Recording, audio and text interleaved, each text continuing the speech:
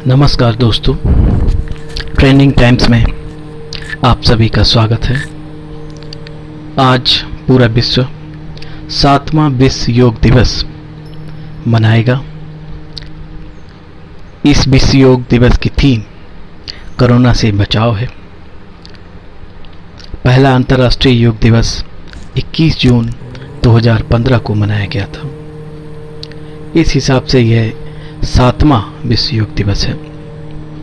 योग दिवस को मनाए जाने का प्रस्ताव सबसे पहले भारत के प्रधानमंत्री नरेंद्र मोदी ने 27 सितंबर 2014 को संयुक्त राष्ट्र महासभा के अपने संबोधन में किया था। इसके बाद संयुक्त राष्ट्र ने इस बारे में एक प्रस्ताव लाकर 21 जून को इंटरनेशनल योग डे मनाने की घोषणा की। योग के 8 अंगों में से एक है प्राणायाम, जिसमें श्वसन पर ध्यान केंद्रित किया जाता है। योग के सभी 8 अंगों को मिलाकर अष्टांग योग कहते हैं। दोस्तों, हम आपको आज बताएंगे कि अष्टांग योग क्या है। योग का अर्थ है जुड़ना, मन को वश में करना और वृत्तियों से मुक्त होना योग है। सदियों पहले महर्षि पतंजलि ने मुक्ति के 8 द्वार बताए, जिन्हें हम अष्टांग योग कहते हैं। मौजूदा दौर में हम अष्टांग योग के कुछ अंगों जैसे आसन, प्राणायाम और ध्यान को ही जान पाए हैं। आज हम आपको पतंजलि योग के 8 अंगों के बारे में पूरी जानकारी दे रहे हैं। पहला अंग है यम। यम शब्द से ही बना है संयम, यानी मर्यादित आचरण व्यवहार। यम के 5 अंग हैं। अहिंसा, मन, वचन, कर्म से किसी को कष्ट न पहुंचाना। इसका अगला चरण है सत्य, भ्रम से परे सच का ज्ञान। तीसरा चरण है अस्तेय, नकल या चोरी का अभाव। चौथा चरण है ब्रह्मचर्य, चेतना को ब्रह्म तत्व से एकाकार रखना। 5वां चरण है अपरिग्रह, संग्रह या संचय का अभाव। दोस्तों, अष्टांग योग का दूसरा चरण है नियम। नियम के भी 5 अंग हैं। शौच, आंतरिक और बाहरी सफाई इस योग में शामिल है। संतोष, जो है उसे ही पर्याप्त मानना। तप, स्वयं को तपाकर असत को जलाना। स्वाध्याय, आत्मा परमात्मा को समझने के लिए स्वाध्ययन। ईश्वर प्राणिधान, ईश्वर के प्रति समर्पण और अहम का त्याग। तीसरे अष्टांग योग में आसन का वर्णन है। योग का वो अंग जो मौजूदा दौर में सबसे ज़्यादा मुखरता से प्रकट है, वो आसन ही है। आसन महज शारीरिक कसरत या लचीलापन नहीं है। महर्षि पतंजलि इसकी अवस्था को बताते हुए कहते हैं, स्थिरम सुखम आसना, यानी शरीर की स्थिरता और मन के तल पर आनंद और सहजता ही आसन है। अगर आप इन 2 स्थिति को नहीं पाते तो आप आसन में नहीं हैं। अष्टांग योग का चौथा योग है प्राणायाम। शरीर में सूक्ष्म प्राण और शक्ति को विस्तार देने की साधना है प्राणायाम। योग याज्ञवल्क्य संहिता में प्राण और अपान के प्रति सजगता के संयोग को प्राणायाम बताया है। सांस की डोर से हम तन मन दोनों को साध सकते हैं। हठ योग ग्रंथ कहता है, चले वाते चलम चित्तम, यानी तेज सांस होने से हमारा चित्त मन तेज होता है और सांस को लयबद्ध करने से चित्त में शांति आती है। सांस के प्रति सजगता से सिद्धार्थ गौतम ने बुद्धत्व को साधा। वहीं गुरु नानक ने एक एक सांस की पहरेदारी को परमात्मा से जुड़ने की कुंजी बताया। अष्टांग योग के 5वें रूप में है प्रत्याहार। हमारी 11 इंद्रियां हैं, यानी 5 ज्ञानेंद्रियां, 5 कर्मेंद्रियां और 1 मन। प्रत्याहार शब्द प्रति और आहार से बना है, यानी इंद्रियां जिन विषयों को भोग रही हैं, यानी उनका आहार कर रही हैं, वहां से उसे मूल स्रोत स्व की तरफ मोड़ना। ज्ञानी जन कहते हैं, हर चीज जो सक्रिय है वो ऊर्जा की खपत करती है। इंद्रियों की निरंतर दौड़ हमें ऊर्जाहीन करती है। इंद्रियों की दौड़ को त्याग कर मगन रहना प्रत्याहार है। अष्टांग योग में छठा है धारणा। देश बंधः चित्तस्य धारणा, यानी चित्त का एक जगह टिक जाना ही धारणा है। इन दिनों अक्सर धारणा अभ्यास को हम ध्यान समझ लेते हैं। धारणा मन को एकाग्र करने की साधना है। इसके कई स्वरूप हैं, जैसे प्राण धारणा यानी सांस पर फोकस, ज्योति या बिंदु त्राटक आदि। धारणा दरअसल ध्यान से पहले की स्थिति है। धारणा मन के विचारों की बाढ़ को नियंत्रित कर हमें असीम शांति देती है। अष्टांग योग में सातवां है ध्यान। योग सूत्र कहता है, जब धारणा लगातार बनी रह जाती है तो ध्यान घटित होता है। साफ है कि ध्यान हम कर नहीं सकते, बल्कि यह घटित होता है। ध्यान के नाम पर जो भी विधि या प्रक्रिया हम अपनाते हैं वो महज हमें धारणा यानी एकाग्रता की ओर ले जा सकती है। ध्यान वो अवस्था है जहाँ कर्ता, विधि या प्रक्रिया सब कुछ समाप्त हो जाती है, बस एक शून्यता होती है। जैसे नींद से पहले हम तैयारी करते हैं, लेकिन यह तैयारी नींद की गारंटी नहीं है, वो अचानक आती है यानी कि घटित होती है। यही ध्यान है। अष्टांग योग में आठवां चरण है समाधि। समाधि शब्द सम यानी समता से आया है। योग याग बल की संहिता में जीवात्मा और परमात्मा की समता की अवस्था को समाधि कहा गया है। महर्षि पतंजलि कहते हैं कि जब योग स्वयं के वास्तविक स्वरूप सतचित आनंद स्वरूप में लीन हो जाता है, तब साधक की वह अवस्था समाधि कहलाती है। समाधि पूर्ण योगस्थ स्थिति का प्रकटीकरण है। कबीर इस अवस्था को व्यक्त करते हुए कहते हैं, जब जब डोलूं तब तक परिक्रमा, जो जो करूं सो सो पूजा। बुद्ध ने इसे ही निर्वाण और महावीर ने इसे कैवल्य कहा है। विश्व योग दिवस पर पूरे देश में तमाम तरह के कार्यक्रम आयोजित किए जाते हैं। इस वर्ष कोरोना महामारी है, इसलिए लोग घरों में बैठकर ही योग करेंगे। अभी हमने आपको बताया अष्टांग योग क्या है, जो हमारे ऋषि मुनियों ने योग के द्वारा शरीर, मन और प्राण की शुद्धि तथा परमात्मा की प्राप्ति के लिए 8 साधन बताए हैं। उसे ही अष्टांग योग कहा गया है। यम, नियम, आसन, प्राणायाम, प्रत्याहार, धारणा, ध्यान और समाधि की जानकारी अभी हमने आपको दी। इसके अलावा भी कई आसन और प्राणायाम हैं जिसे आप घर पर बैठकर आसानी से कर सकते हैं और अपने जीवन को निरोगी बना सकते हैं। योग दिवस पर आइए आपको उनकी जानकारी देते हैं। योग शास्त्रों के परंपरा अनुसार अगर देखा जाए तो 84 लाख आसन हैं और ये सभी जीव जंतुओं के नाम पर आधारित है।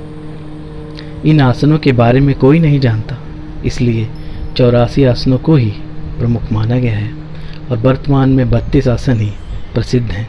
आसनों का अभ्यास शारीरिक, मानसिक और आध्यात्मिक रूप से स्वास्थ्य लाभ व उपचार के लिए किया जाता है। आसनों को हम 2 समूहों में बांट सकते हैं। एक होते हैं गतिशील आसन, वे आसन जिनमें शरीर शक्ति के साथ गतिशील रहता है, उन्हें गतिशील आसन कहते हैं। और दूसरे होते हैं स्थिर आसन, वे आसन जिसमें अभ्यास को शरीर में बहुत ही कम या बिना गति के किया जा सकता है। अब हम आपको प्रमुख आसनों का परिचय कराते हैं, उनकी विधियां बताएंगे और उस आसन से क्या लाभ होगा वह भी बताएंगे। स्वस्तिका आसन में स्वच्छ कंबल या कपड़े पर पैर फैलाकर बैठें, ये आपकी स्थिति होगी। विधि है, बाएं पैर को घुटने से मोड़कर दाहिने जंघा और पिंडली के बीच इस प्रकार स्थापित करें कि बाएं पैर का तल छिप जाए। इसके बाद दाहिने पैर के पंजे और तल को बाएं पैर के नीचे से जांघ और पिंडली के मध्य स्थापित करने से स्वस्तिकासन बन जाता है।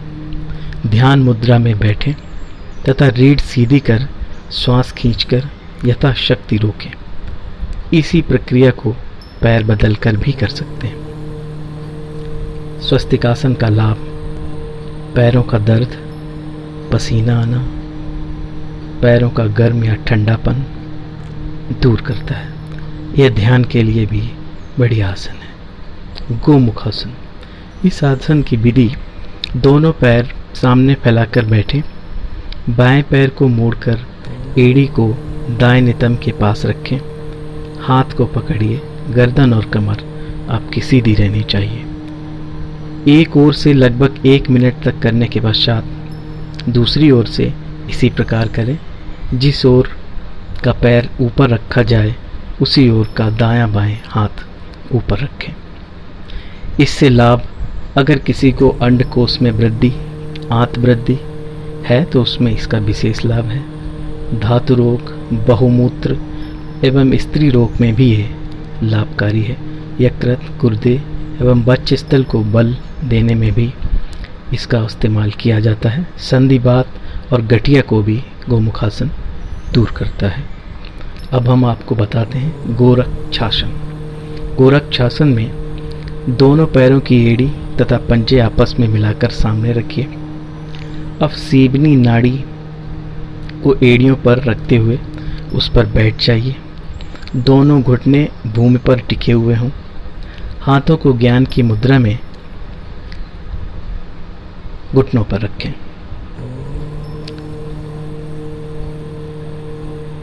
गोरक्षासन से हमें मांसपेशियों में रक्त संचार ठीक करने में मदद मिलती है। मूलबंध को स्वाभाविक रूप से लगाने और ब्रह्मचर्य कायम रखने में यह आसन सहायक है। इंद्रियों की चंचलता समाप्त कर मन में शांति प्रदान करता है, इसीलिए इसका नाम गोरक्षासन है। अर्ध मत्स्येंद्रासन। अर्ध मत्स्येंद्रासन, दोनों पैर सामने फैलाकर बैठें, बाएं पैर को मोड़कर एड़ी को नितंब के पास लाएं, बाएं पैर को दाएं पैर के घुटने के पास बाहर की ओर भूमि पर रखें, बाएं हाथ को दाएं घुटने के समीप बाहर की ओर सीधा रखते हुए दाएं पैर के पंजे को पकड़ें, दाएं हाथ को पीठ के पीछे से घुमाकर पीछे की ओर देखें। इसी प्रकार दूसरी ओर से इस आसन को करें। इस आसन से हमें मधुमेह, कमर दर्द, रक्त संचार को सुचारू रखने, पेट विकारों को दूर करने और आँखों को बल प्रदान करने में लाभ मिलता है। अगला आसन है योग मुद्रासन। योग मुद्रासन की स्थिति है भूमि पर पैर सामने फैलाकर बैठ जाइए। इस आसन को करने की विधि है, बाएं पैर को उठाकर दाईं जांघ पर इस प्रकार लगाइए कि बाएं पैर की एड़ी नाभि के नीचे आए। दाएं पैर को उठाकर इस तरह लाइए कि बाएं पैर की एड़ी के साथ नाभि के नीचे मिल जाए। दोनों हाथ पीछे ले जाकर बाएं हाथ की कलाई को दाहिने हाथ से पकड़िए, फिर श्वास छोड़ते हुए सामने की ओर झुकते हुए नाक को जमीन से लगाने का प्रयास करें। हाथ बदलकर इस क्रिया को दोहराएं, पुनः पैर बदलकर क्रिया की पुनरावृत्ति करें।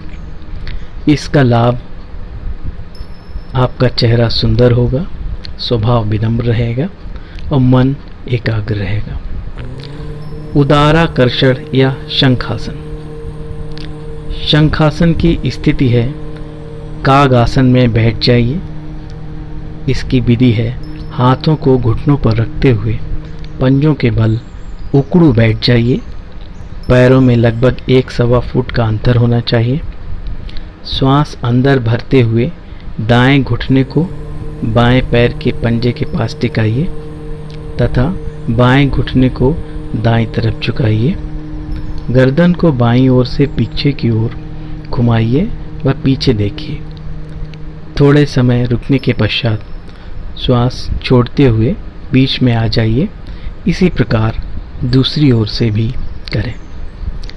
यह शंख प्रक्षालन की एक क्रिया है। सभी प्रकार के उदर रोग तथा कब्ज, मंदाकिनी, गैस, पित्त, खट्टी डकारें, बवासीर आदि रोग इससे दूर होते हैं। आंत, गुर्दे, अग्नाशय तथा तिल्ली संबंधी समस्याएं भी इससे दूर होती हैं। अब हम अगले आसन की बात करेंगे। यह सर्वांगासन है। सर्वांगासन में आप दरी या कंबल बिछाकर पीठ के बल लेट जाइए। दोनों पैरों को धीरे धीरे उठाकर 90 अंश तक लाएं। बाहों और कोहनियों की सहायता से शरीर के निचले भाग को इतना ऊपर ले जाएं कि वह कंधों पर सीधा खड़ा हो जाए। पीठ को हाथों का सहारा दें। हाथों के सहारे से पीठ को दबाएं। कंठ से ठुड्डी लगाकर यथाशक्ति करें। फिर धीरे धीरे पूर्व अवस्था में पहले पीठ को जमीन पर से टिकाएं, फिर पैरों को धीरे धीरे सीधा करें। इससे थायराइड को नियंत्रित किया जा सकता है। इससे मोटापा नहीं बढ़ता, दुर्बलता दूर होती है, मनुष्य के कद में वृद्धि होती है, थकान आदि विकार इससे दूर होते हैं। अब हम प्राणायाम की बात करेंगे। प्राण का अर्थ है ऊर्जा अथवा जीवनी शक्ति है तथा आयाम का तात्पर्य ऊर्जा को नियंत्रित करना है। इस नाड़ी शोधन प्राणायाम के अर्थ में प्राणायाम का तात्पर्य एक ऐसी क्रिया से है जिसके द्वारा प्राण का प्रसार विस्तार किया जाता है तथा उसे नियंत्रण में भी रखा जा सकता है। 3 प्रमुख प्राणायाम कहे गए हैं, जिसमें पहला प्राणायाम है अनुलोम विलोम प्राणायाम। अनुलोम विलोम करने की विधि है ध्यान के आसन में बैठे बाईं नासिका से श्वास धीरे धीरे भीतर खींचें। श्वास यथाशक्ति रोकने के पश्चात दाएं स्वर से श्वास छोड़ दें। पुनः दाईं नासिका से श्वास खींचें। यथाशक्ति श्वास रुकने के बाद स्वर से श्वास धीरे धीरे छोड़ दें। जिस स्वर से श्वास छोड़ें उसी स्वर से पुनः सांस लें और यथाशक्ति भीतर रोक कर रखें। क्रिया सावधानी पूर्वक करें, इसमें कोई जल्दबाजी न दिखाएं। इससे लाभ क्या होता है? शरीर की संपूर्ण नस नाड़ियां शुद्ध होती हैं, शरीर तेजस्वी और फुर्तीला बनता है, भूख बढ़ती है। अगर किसी का रक्त अशुद्ध है तो रक्त शुद्ध हो जाता है। सावधानी क्या रखें? नाक पर उंगलियों को रखते समय उसे इतना ना दबाएं कि नाक की स्थिति टेढ़ी मेढ़ी हो जाए। श्वास की गति सहज ही रहे। कुंभक को अधिक समय तक ना करें। अगला प्राणायाम है कपालभाति। कपालभाति प्राणायाम का शाब्दिक अर्थ है मस्तिष्क की आभा को बढ़ाने वाली क्रिया।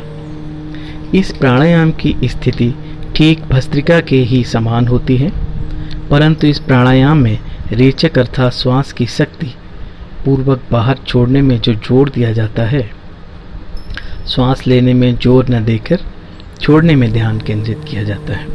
कपालभाति प्राणायाम में पेट के पिचकाने और फुलाने की क्रिया पर जोर देते हैं।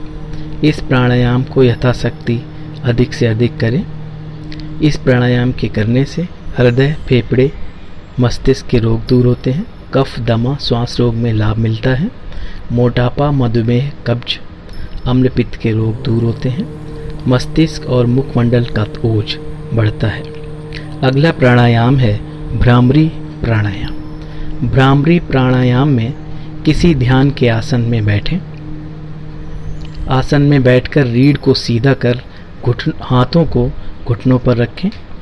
तर्जनी को कान के अंदर डालें।